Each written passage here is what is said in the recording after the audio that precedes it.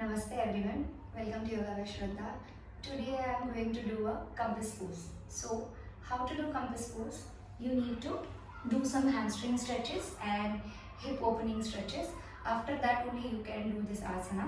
So first I'll teach you how to do this asana. I have done my hamstring and hip opening stretches.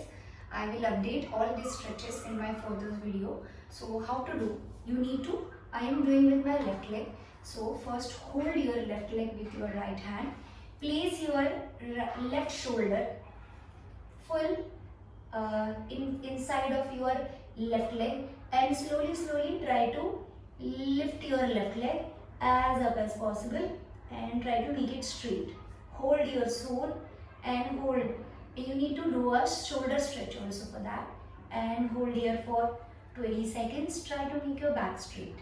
Hold and slowly come down. Thank you so much.